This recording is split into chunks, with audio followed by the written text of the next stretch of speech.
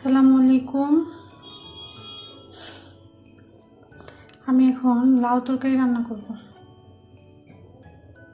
এখানে লাউ কাটা আছে, এভাবে লাউয়ের মধ্যে টমেটো দিব, টমেটো কেটে নিয়েছি এভাবে। তারপরে মাছের মাথা দিয়ে রান্না করব লাউ। মাছের মাথা নিয়েছি দুটা, এটা সরপুঁটি মাছের মাথা। তারপর মশলা নিয়েছি, পেঁয়াজ কুচি, ধনিয়া গুঁড়া, হলুদ গুঁড়া, মরিচ গুঁড়া, থেতু করা কাঁচামরিচ, আদা বাটা, থেতু করা রসুন। চলুন তাহলে রান্না করি।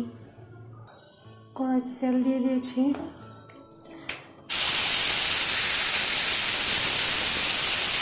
ভাজতে ভাজতে মাথা ভাজা আমার দিচ্ছে, লাউটা বসিয়ে দিই। কড়াইতে তেল দিয়ে নিচ্ছি,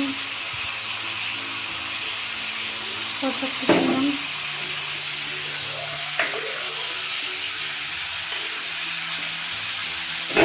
পেঁয়াজ দিব,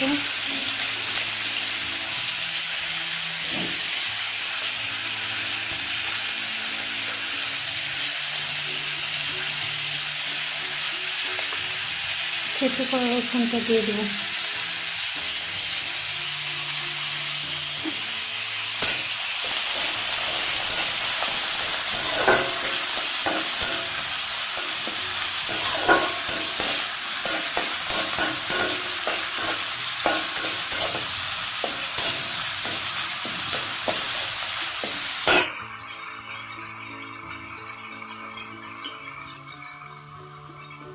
এবং মশলাগুলো দিয়ে দেব, হলুদ,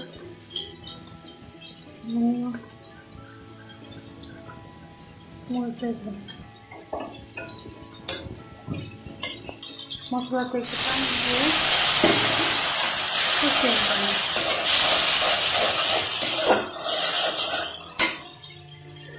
এর মধ্যে লবণটা দিয়ে দেব,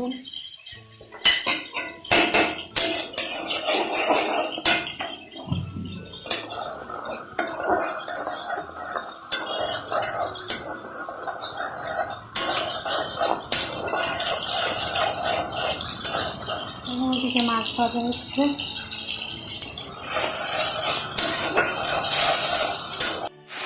এখন লাউটা দিয়ে দেবো,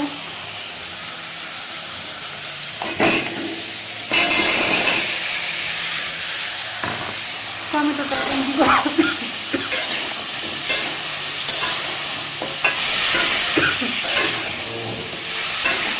টমেটোটা এখন দিব না,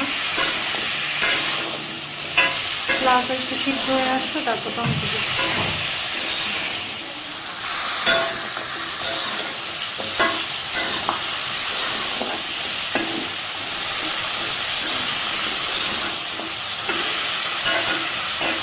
অল্প একটু পানি দিয়ে দিচ্ছি, 1/2 কাপ। বেশি পানি দিতে হবে না, কারণ লাউ থেকে তো পানি উঠবে, তাই একটু পানি দেওয়ার দরকার নেই। ঢেকে দিই।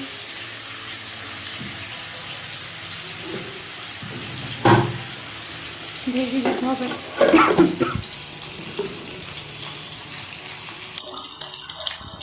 আচ্ছা, মাছটাকে আমি একটু ভেঙে দেবো, মাথাটাকে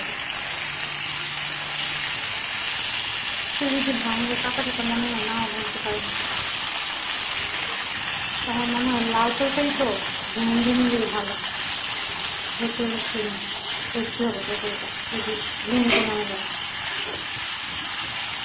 আরও বড়ো মাছের মাথা হলে এত কাটা লাগবে না, এটা একটু বেশি কাটা লাগবে।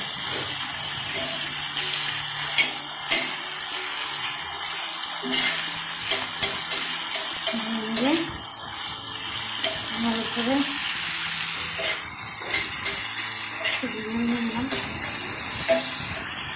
চুলাটা একটু দিয়ে দিলাম।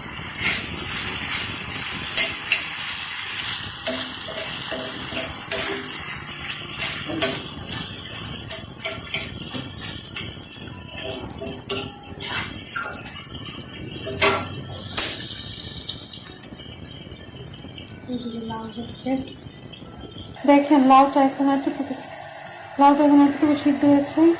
এবং আমি যে আদা বাটা রেখেছিলাম এটা দিয়ে দিব একটু আদা বাটা, তারপর থেতু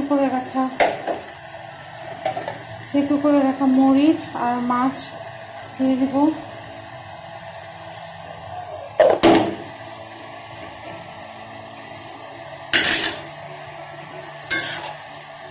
এগুলো দিয়ে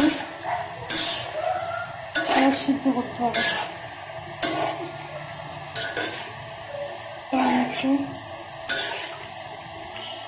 টমেটোটা সিদ্ধ হবে।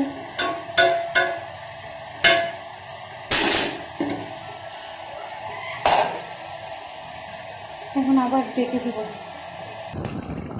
দেখেন লাউটা হয়ে গেছে। এখন আমি এটার মধ্যে একটু ধনিয়া পাতা ছড়াই দিব। ধনিয়া পাতাটা যে খেতে না পারেন স্কিপ করতে পারেন, সবাই তো ধনিয়া পাতা পছন্দ করে না, আমি আবার অনেক পছন্দ করি।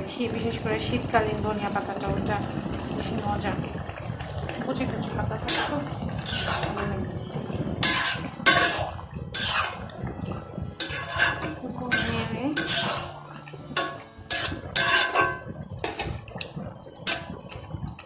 আর জাল দিতে হবে না, উঠাই ফেলতে হবে।